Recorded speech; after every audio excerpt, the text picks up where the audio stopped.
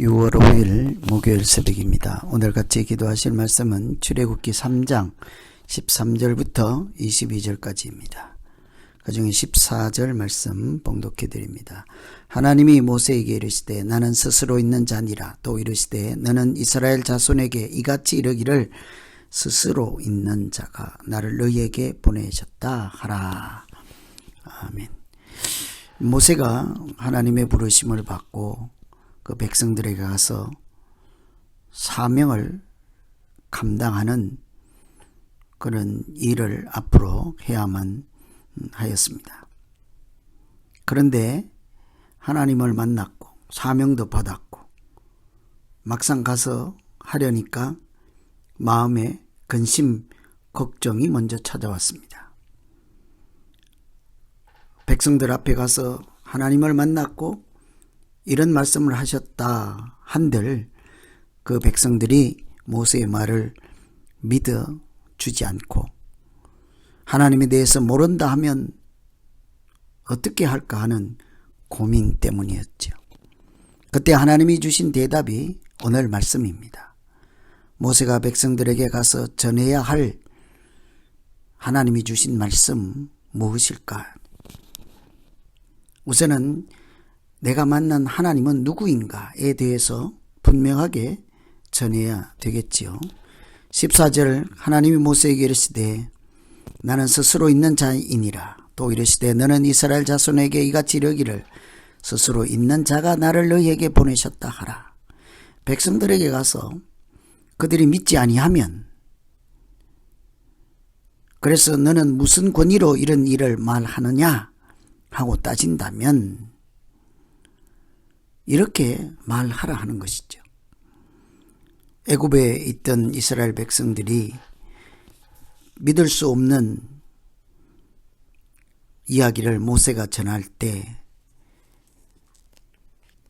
불가능해 보이는 그런 일들을 모세가 와서 말할 때 말 한마디로 믿겠습니까? 네가 정말 하나님을 만났느냐라고 묻지 않겠어요? 네가 만난 하나님은 어떤 분이시더냐라고 묻지 않겠습니까? 그때 하나님께서 모세에게 가르쳐 주신 대답은 하나님은 스스로 있는 자라고 하셨습니다. 스스로 있는 자가 나를 보냈습니다. 이렇게 대답하라는 거죠. 하나님의 특징이죠. 하나님은 스스로 존재하시는 분입니다. 하나님은 피조물이 아니죠. 창조자 하나님이십니다. 하나님은 만물의 근원이시죠. 모든 것의 근본이십니다. 스스로 존재하시는 만왕의 왕께서 모세를 보내셨다. 그래도 믿지 아니하면 무슨 말인지 알아듣지도 못한다면 15절에 하나님이 그 모세에게 이르시되 너는 이스라엘 자손에게 이같이 이르기를 네 조상의 하나님 여호와 곧 아브라함의 하나님 이삭의 하나님 야곱의 하나님께서 보내셨다 하라. 이것이 사실은 그 백성들의 피부에 와 닿겠죠. 하나님이 너에게 말씀하시기를 하나님은 아브라함의 하나님 이삭의 하나님 야곱의 하나님이라 하셨다. 그들은 이미 야곱의 하나님이 어떤 분이시고 이삭의 하나님이 어떤 분이시고 아브라함의 하나님이 어떤 분이신지를 들어서 알고 있지 않겠습니까? 그래서 조상의 하나님이라는 친근함이 있었을 것입니다. 그러나 아브라함, 이삭, 야곱의 하나님의 가장 특징은 약속의 하나님이죠. 내가 아브라함에게도 이삭에게도 야곱에게도 약속한 것처럼 내가 너희를 이렇게 인도하여 낼 것이라 400년 뒤에 애굽에서 나올 것이라 예전에부터 오래전부터 약속했던 하나님이 이제 말씀하신다. 이제 하나님의 때가 되었다 라고 하셨습니다. 그들은 모세의 말이 아니라 그동안 조상 대대로 전해 내려오던 하나님에 대한 말씀을 듣고 모세가 전하는 하나님의 말씀을 신뢰하지 않겠습니까? 이처럼 우리의 말과 행동의 근원, 누구든지 우리를 신뢰할 수 있는 까닭은 우리가 전하는 말씀이나 행동의 근본이 하나님일 때입니다. 내가 하나님께 불의를 두고 하나님 말씀의 근거를 두고 하나님의 생각의 근거를 두고 전할 때는 누구에게든지 그 말씀은 살아있는 하나님의 말씀이 될 것입니다. 하나님의 역사가 나타나는 말씀이 될 것입니다. 그래서 우리는 항상 다른 사람에게 말이나 행동을 하거나 무슨 일을 할 때 내가 만난 하나님은 이런 분이다 라고 진실로 양심으로 말할 수 있어야 되겠죠. 두 번째는 17절 보시면 내가 말하였거니와 내가 너희를 애굽의 고난 중에서 인도하여 내어 젖과 꿀이 흐르는 땅 곧 가나안 족속, 헷 족속, 아모리 족속, 브리스 족속, 히위 족속, 여부스 족속의 땅으로 올라가게 하리라. 모세가 가서 나는 이런 하나님을 만났다. 하나님이 말씀을 해주셨다. 하나님은 이런 분이다. 라고 그들에게 자기가 만난 하나님을 소상히 밝혀야 되겠죠. 그래야 사람들이 믿어주지 않겠습니까? 그러나 하나가 만난 하나님은 이런 분이십니다. 그것이 전부가 아니었습니다. 그런 하나님께서 이제 앞으로 우리에게 어떤 일을 하시겠다고 말씀하셨습니다. 하나님이 우리를 향하여 이런 계획을 가지고 계셨습니다. 하나님이 그 일을 이제 우리를 통해서 하시고자 말씀하셨습니다. 모세가 전해야 하는 일의 말씀의 핵심은 하나님의 비전이었습니다. 하나님의 꿈, 하나님의 계획이었습니다. 이제 약속의 땅으로 너희를 인도하여 낼 것이라. 아브라함에게 약속했던 내용이죠. 이삭과 야곱에게 이미 약속했던 내용입니다.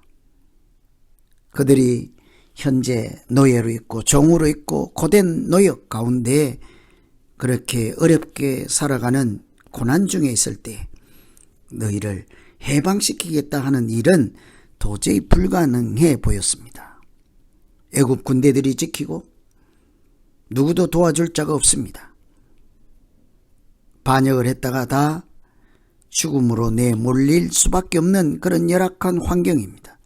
그런데도 모세는 그들에게 가서 하나님이 너희를 젖과 꿀이 흐르는 약속의 땅으로 인도하여 내시겠다 이렇게 말씀하신다고 백성들에게 전하였습니다.